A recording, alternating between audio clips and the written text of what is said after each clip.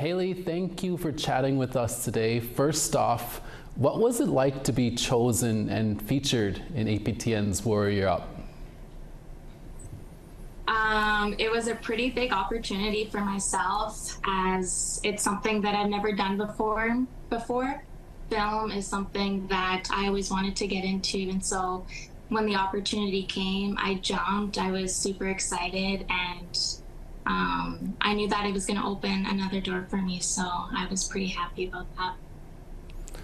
And in this episode, you talk about the importance of Indigenous youth and mental health. Why is that so important to you? I think right now we're seeing that a lot of our young people are going through identity crises. And I think it was, a reminder that we need to start revitalizing our culture, revitalizing our language, and bringing back that warrior spirit, because it's important that our young people understand where they come from, and they understand, that warrior blood that's in us all. And so for us to address, mental health and talk about, these issues that our young people are going through, it's also helping our older people deal with their trauma and deal with their pain. And it's inspiring a lot of, young individuals as well to speak about their own experiences. You talked about how the pandemic impacted so many of our Indigenous youth, in the past, and it's carried on through the years now. What are you seeing in your community and how mental health is impacting them? Well, I think with the COVID pandemic, it was a really big eye-opener for our First Nations as to, what we really needed to do to prepare them again, because, they were inside for a while there, and there was a disconnection. There was a disconnection to the land.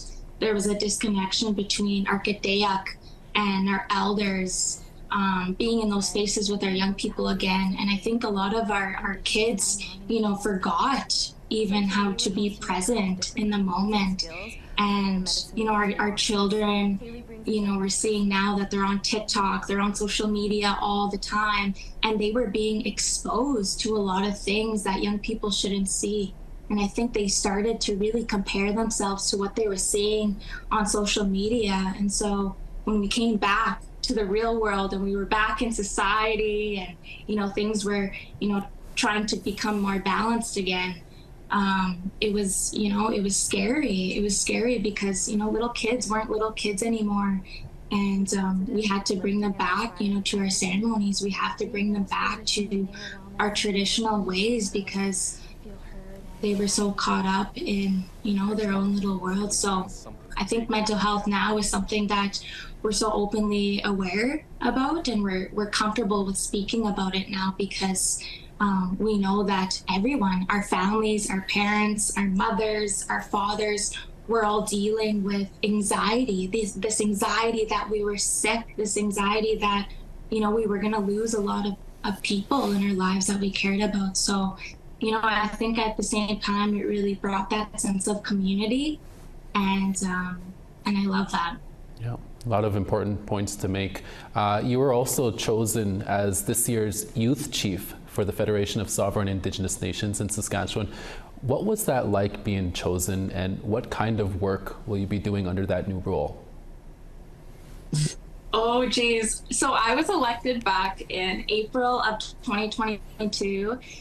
And I was actually taken under their Vice Chief Ali Bear's portfolios. And so at the time, she had a few portfolios. She had youth, and now currently she has justice and women's. And so I've been able to help her in all of those areas, serving all of our First Nations, all 74 First Nations.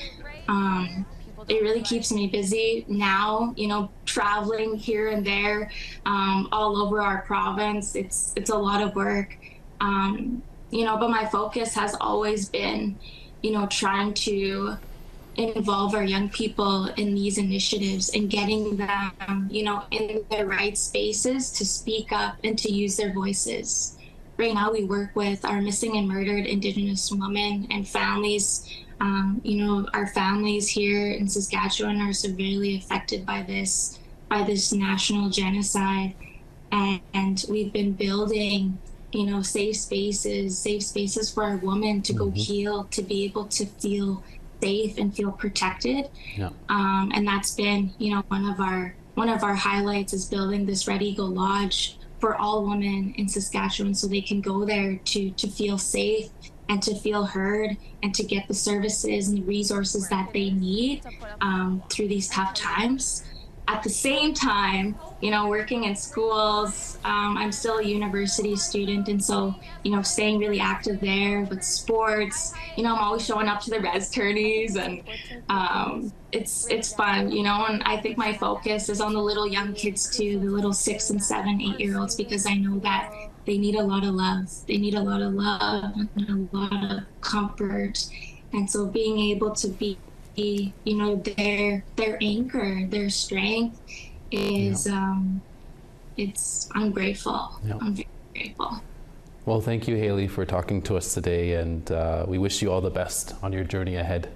Thank you so much. Thank you for having me. And, every opportunity is amazing. And, when we think about National Indigenous Peoples Day coming up, National Indigenous History Month, this is exactly what we need for people to shed light, on all the achievements that our people are making.